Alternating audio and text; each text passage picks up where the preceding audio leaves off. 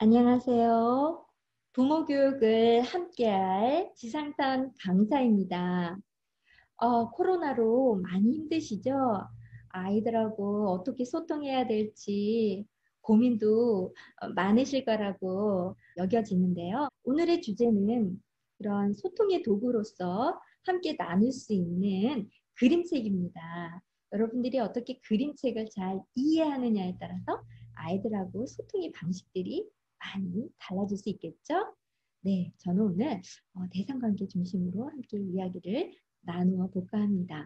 좋은 대상 경험을 많이 한 아이들은 관계 능력도 좋아지고 또 많은 건강한 또 자기의 어떤 성취도 그만큼 굉장히 높아지는 것을 또 볼 수 있거든요. 그럼 함께 들어가 볼까요? 네, 기다려 주셔서 감사합니다. 자, 이들의 공통점은 무엇일까요? 여러분들이 다 알고 계시는 분들입니다. 짠! 오, 멋있죠? 네. 아이들한테 물어보면, 초등학교 아이들은 대부분 알겠죠? 네, 아인슈타인. 잘생겼다? 머리가 똑똑하다? 유명한 사람이다. 어, 어머님들 생각하셨나요? 네. 모두 다 맞습니다. 그러나, 짜잔! 믿어주고 기다려주는 등 뒤에 사랑이 있었다는 거예요. 등 뒤에 사랑은 과연 누구일까요? 바로 여러분들이 아니실까요? 그림책의 역할이 이런 등 뒤에 사랑과 같은 역할을 한다면 정말 좋겠죠? 네, 이 그림책은 유아를 비롯해서 노인에 이르기까지 굉장히 다양한 연령층에서 활용되어지고 있습니다. 물론 교육적인 부분에서도 활용되어지고 있고 독서 치료, 또 세계관 수업, 또 철학 수업, 저 같은 경우는 사고력 수업, 그리고 영재 수업에도 그림책이 활용되어지고 있습니다. 또한 발달적 혹은 임상적 여러 가지 문제까지 다양한 장르의 그림책들이 아이들에게 직면하기 어려운 문제들을 또 부모님과 함께 상호 소통하면서 적응하고 성장하는 그런 소통의 통로로도 사용되어지고 있어요. 물론 그림책 이외에도 다양한 문학 작품, 시, 소설, 또 인쇄된 글 외에 사진, 영화, 비디오 같은 시청각 자료들도 굉장히 좋은 소통의 도구가 되고 있겠죠. 이따가 저도 유튜브를 보여드릴 텐데요. 또한 아이가 그린 그림이라든지 글쓰기 활동 등도 굉장히 중요한 소통의 도구가 될 수 있습니다. 아동의 발달 심리 이해는 부모 교육에서 빠지면 안 되는 이야기입니다. 삐아제 인지발달 단계는 뭐 많이 알고 계시죠? 감각 운동기, 뭐 구체적 조작기, 또 형식적 조작기. 있는데 우리 유아 아이들은 감각 운동기 또는 구체적 조작기, 또 직관기 요 사이에 있죠. 영아기 때 굉장히 신경세포가 확장되고 활발하게 이루어지는 시기예요. 이때는 뭐든지 자기가 최고고 정능감을 갖는 시기입니다. 배가 고프면 젖이 쭉 나오고 먹을 것이 딱 나오고 자기가 막 배고파 있을 때는 젖이 안 나오면 어떻겠어요? 짜증나고 울고 앙앙 하죠. 이럴 때는 아이들이 심리 사회성, 에릭슨은 신뢰감이 형성되는 시기다라고 이야기를 하고 있습니다. 그래서 아기 때는 충분하게 모든 것이 뚝딱 마술처럼 나오는 엄마의 풍부한 그 애정이 필요하겠죠. 더더욱. 유아기 때는 1세에서 3세인데 이때는 굉장히 언어가 중요한 시기예요. 언어 중추 능력이 발달한 시기이기 때문에 부모님이 쓰시는 언어, 또 주변의 환경의 언어가 굉장히 중요해요.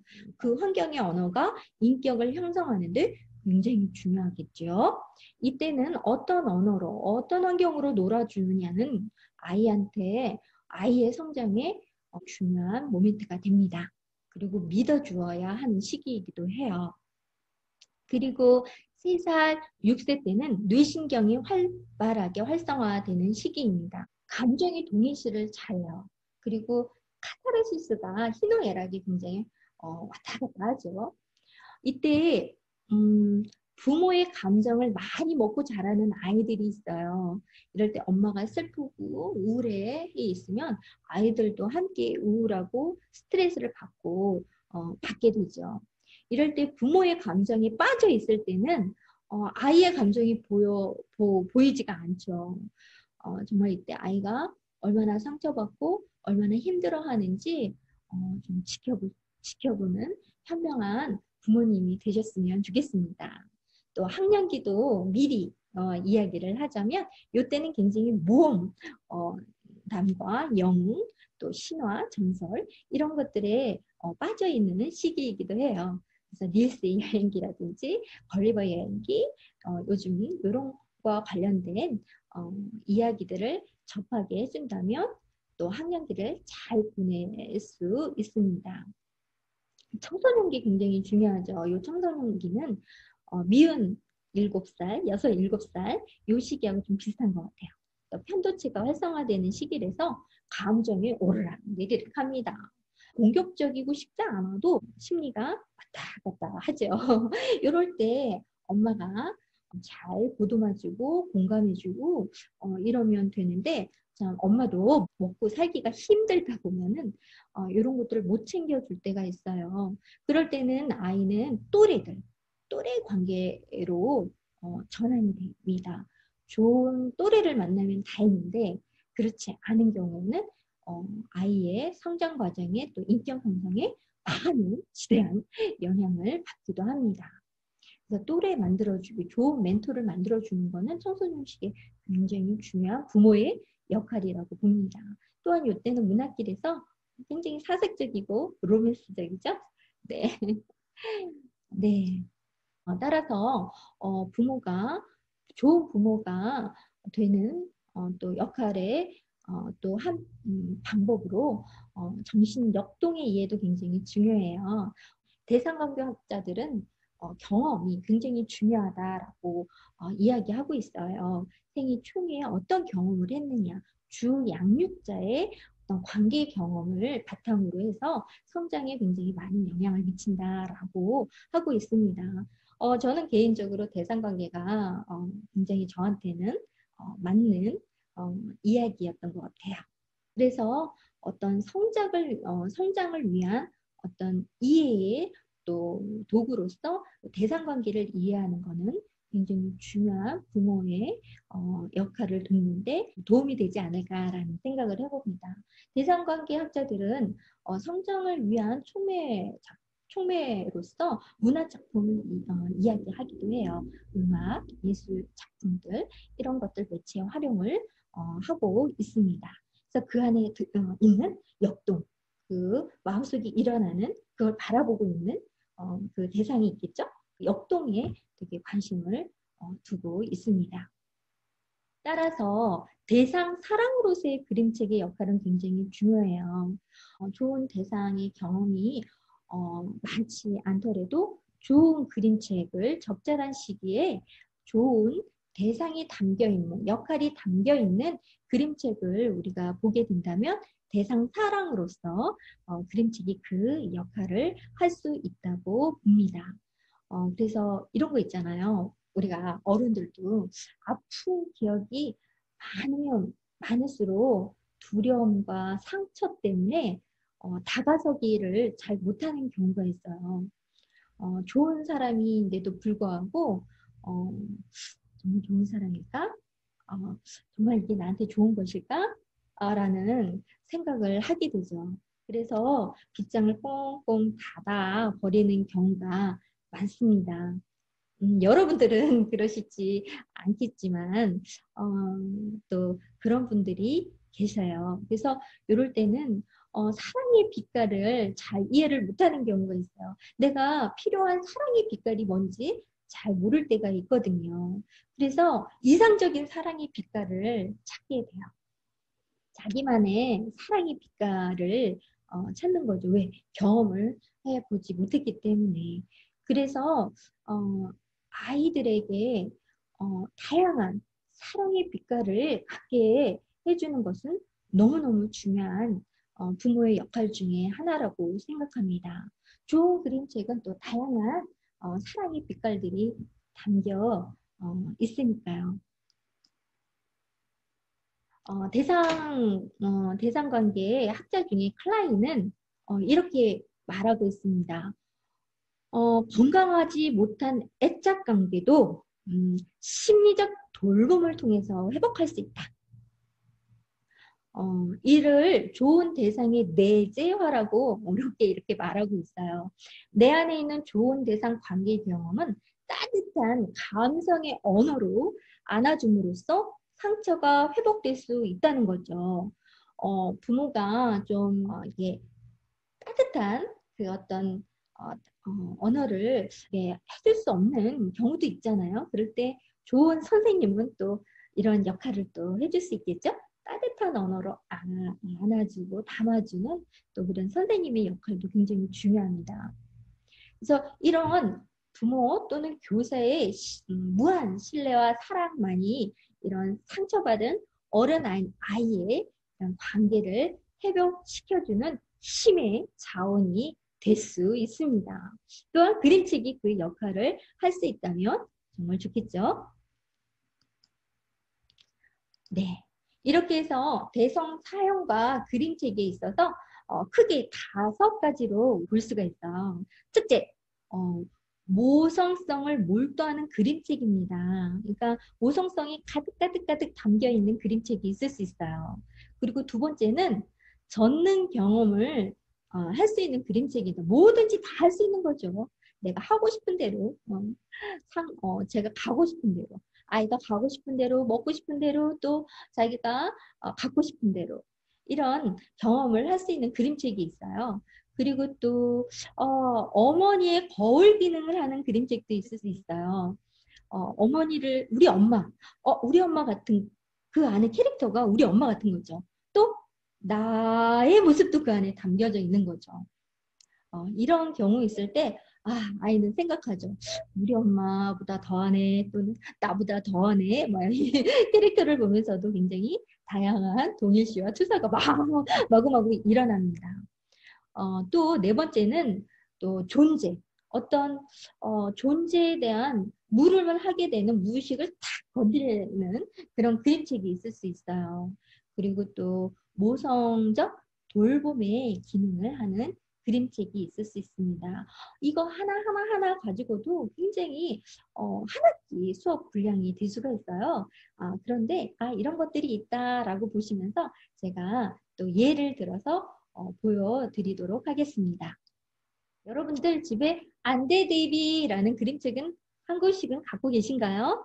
네, 이런 그림책이 거울 기능을 하는 그림책입니다. 이 안에 나보다 정말 더하는데 나도 이런 엄마가 있었으면 이런 생각을 하게 되죠. 그런데 이 안돼 데이비 같은 경우는 부모 교육에도 굉장히 활용을 많이 할 수 있습니다.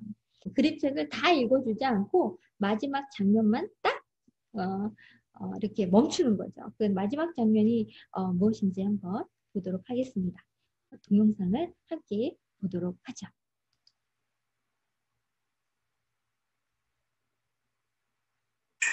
데이비의 엄마는 늘 이렇게 말씀하셨죠.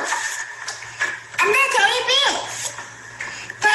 안 된다고 했잖니! 안 돼, 안 된다니까! 이리 오지 못해, 데이비! 시끄러워! 음식 가지고 장난치면 못 써! 한꺼번에 너무 많이 먹지 마! 이제 그만 네 방으로 가. 얌전히 못 있겠니? 당장 그만두지 못해? 장난감 좀 치워라. 집에서는 안 돼, 데이비. 그것 봐, 안 된다고 했지. 얘야, 이리 오렴. 그래, 데이비. 엄마, 널 가장 사랑하단다. 끝. 네, 아이들이 너무 이쁘죠? 안 돼, 데이비. 나는 너를 사랑한단다. 요 문장에서 아이가 확 달라졌죠? 반응이? 네, 이런 그림책을 함께 나눌 수 있습니다. 또 모험과 공생 그리고 갈등의 시기를 극복할 수 있는 그림책이 있습니다. 여러분들 괴물들이 사는 나라 집에 한 권씩은 가지고 있지 않을까라는 생각을 해봅니다. 동영상을 재생할 수 없다고 합니다. 괴물들이 사는 나라. 네, 아이가 가고 싶은 데를 가지요. 네. 상상의 나래를 괴물들이 사는 나라. 모리스 샌닥 그림 글 강부홍 옮김 시공 주니어 출판사. 그날 밤에 맥스는 늑대 옷을 입고 이런 장난을 했지. 이런 장난도 했고 엄마가 소리쳤어. 이 괴물딱지 같은 녀석! 저렇게 소리쳤을까요? 이 괴물딱지 같은 녀석! 이 정도는 되지 않을까요? 맥스도 소리쳤지. 그럼 내가 엄마를 잡아먹어 버릴 거야. 그럼 내가 엄마를 잡아먹어 버릴 거야! 라는 마음이 더 강하지 않을까요? 여러분도 한번 따라해 보시면 어떨까요? 아이가 가고 싶은 세상, 아이가 원하는 세상, 그 세상 속으로 아이는 빨려 들어가고 있죠. 그래도 엄마는 저녁밥도 안 주고 맥스를 방에 가둬버렸대. 이제 맥스의 방은 세상 전체가 되었어. 맥스는 맥스호를 타고 넓은 바다로 나아가 밤새 항해를 했지. 맥스가 괴물나라에 배를 대자 괴물들은 무서운 소리로 으르렁대고 무서운 이빨을 부드득 갈고 무서운 눈알을 뒤룩대고 무서운 발톱을 세워 보였어. 맥스는 호통을 쳤지. 조용히 해! 아이들은 이 시기에는 괴물 그리는 걸 참 좋아해요. 한 아이가 지금 기억나요. 이 아이의 어머님은 음악을 하시는 분이셨어요. 예술에 굉장히 조예가 깊은 분이셨고요. 그래서 아이를 미술학원에 보내신 거예요. 그런데 1년이 지나도 아이가 그림에 관심이 없고 괴물만 그린다는 거예요. 선생님, 우리 아이가 괴물만 그려요. 이를 어떡하죠? 라고 저한테 굉장히 고민을 털어놓으셨어요. 그래서 저는 그룹의 아이들한테 한 달 내내 괴물만 그리게 했어요. 그리고 그 괴물의 스토리를 함께 이야기를 나눴죠. 그랬더니 그 그림 안에는 엄마도 있고 아빠도 있고 저도 있었어요. 근데 저의 크기가 상황마다 달랐어요. 어느 날은 요만하게 그렸다가 어느 날은 이만하게 그렸다가 어느 날은 예쁘게 그렸다가 어느 날은 울룩물룩하게 그렸다가 그러면서 이제 스토리를 막 이야기를 하는데 너무너무 재밌었어요. 그리고 한 달이 딱 지난 다음에 이 아이는 어떻게 됐을까요? 이 아이는 엄마가 저한테 연락이 왔어요. 선생님, 우리 아이가 이제 괴물을 그리지 않아요. 라고 하시는 거예요. 이 아이는 과연 무엇이 괴물을 그리게 했을까요? 그리고 왜 한 달이 지난 후에 괴물을 그리지 않게 되었을까요? 그건 여러분들이 더 잘 아실 것 같아요. 이 아이는 소통을 하기 위해서 그림을 그렸던 거예요. 그림을 통해서 아무도 말할 수 없는 것을 나만의 비밀의 어떤 공간 안에서 이야기를 나누고 있었던 거죠. 얼마나 건강해요? 저는 건강하다고 봅니다. 그렇게 못하는 아이들도 많은데 말이죠. 끄적끄적했던 그런 그림들을 함부로 버리지 마세요. 나중에 그 아이가 20살이 되고 25살 어른이 되어서 그 그림을 어른이 된 아이한테 준다면 멋진 그림책으로 변신할지 모른답니다. 그런 작가들 맞습니다. 네, 이렇게 해서 뭐든지 다 전능성 있잖아요. 이걸 마음껏 경험을 한 맥스는 어떻게 해요? 왕의 자리를 그만두고 따뜻한 온기가 있는 또 엄마가 이렇게 마련해 놓은 스프 냄새에 끌려서 다시 집으로 돌아옵니다. 아이의 표정이 너무너무 밝죠? 네. 아이는 충분한 충만감을 만끽했으리라고 봅니다. 아이들하고 이 수업을 하면요, 엄마를 우주 바깥으로 버리기도 하고 저기 아프리카에다가도 엄마를 갖다 놓더라고요. 그런데 중요한 거는 다시 엄마를 데리고 오려고 해요. 아이들의 영혼이 참 맑은 것 같습니다. 네, 이렇게 모험과 공생을 통해서도 아이들은 성장을 합니다. 내가 아빠를 얼마나 사랑하는지 아시나요? 아빠 얼만큼 사랑해? 얼만큼? 얼만큼 사랑한다고? 다시 한 번 더. 얼만큼? 얼만큼 아빠 사랑해? 빨리 말해봐. 아유, 쑥스러워요, 아주. 그래, 네. 아빠도 그만큼 사랑해. 네. 엄마나 아빠가 듣고 싶은 말은, 내가 아빠를 얼마나 사랑하는지 아세요? 지금도 엄마 사랑해 라는 말을 들으면 아직도 저는 행복하답니다. 아직도 꼬마 아이가 제 가슴속에 꿈틀꿈틀하고 있나 봐요. 네. 존재를 이야기하고 있는 그림책도 있습니다. 여러분들이 많이 알고 있는 이수지 작가이죠. 이분의 이야기를 한번 들어보도록 하겠습니다.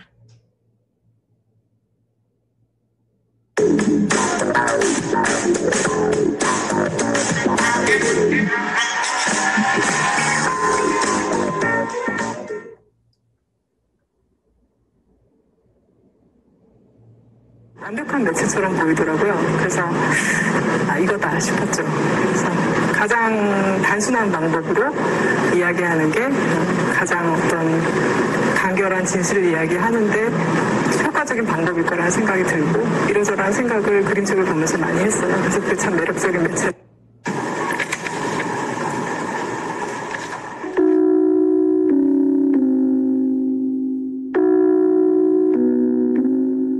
이 책을 읽은 한 어린 독자가 이제 이 책을 명쾌하게 요약하기를, 이 책은 무슨 책이냐면 심심한 아이가 친구랑 싸워서 다시 심심해졌다.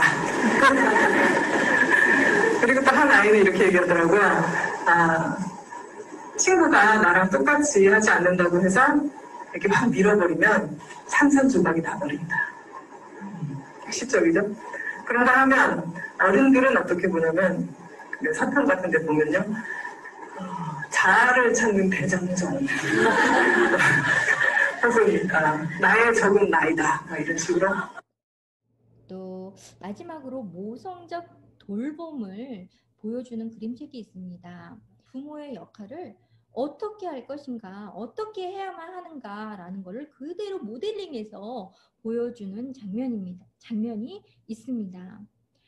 그리고 아이도 그것을 관찰자로 바라보면서 또 생각을 하는 그런 이야기가 담겨져 있는데요.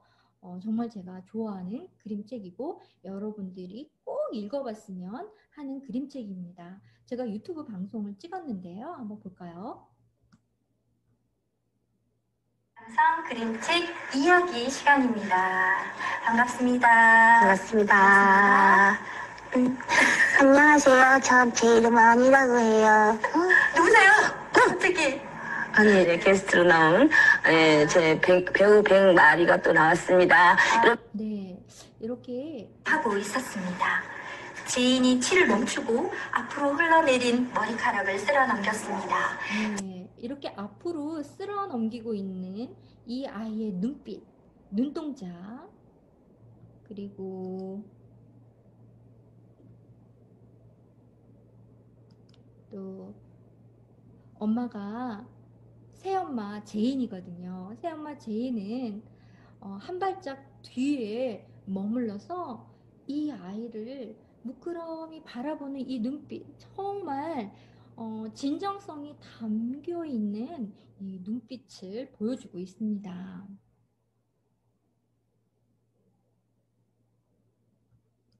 그리고 마지막 장면인데요. 이렇게 무릎을 꿇고 눈높이를 맞추며 아이를 바라보는 엄마의 모습을 보여주고 있습니다. 이 그림책은 여러분들이 또 영상을 찾아보시면 보실 수 있습니다. 부모의 역할을 아주 잘 그려낸 그림책이라고 할 수 있겠습니다.